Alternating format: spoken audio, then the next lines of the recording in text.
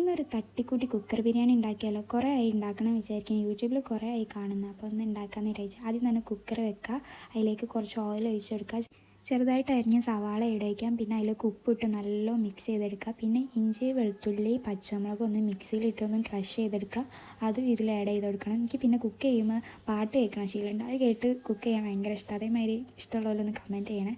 അത് കഴിഞ്ഞ് ഇഞ്ചി വെളുത്തുള്ളി പേസ്റ്റ് അതിലേക്ക് ഇട്ട് കൊടുത്ത് നല്ല മിക്സ് ചെയ്തെടുക്കുക. അതൊന്ന് വഴറ്റി വരുമ്പോൾ അതിലേക്ക് തക്കാളി ചേർത്ത് കൊടുക്കുക. തക്കാളി ഇട്ട് നല്ല വഴറ്റിയെടുക്കുക. പിന്നെ അതിലേക്ക് മസാലപ്പൊടികൾ ഇട്ട് വെക്കാം.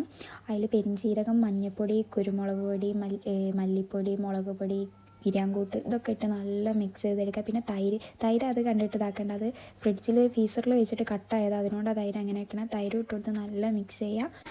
പിന്നെ അതിലേക്ക് ബീഫ് ആഡ് ചെയ്യുക. പിന്നെ ഇതിലേക്ക് മല്ലിയില കരിവേപ്പ് ഇട്ട് ഇതൊരു 5-6 വിസിൽ അടിച്ചിട്ട് അത് ഓഫാക്കി വെക്കുക.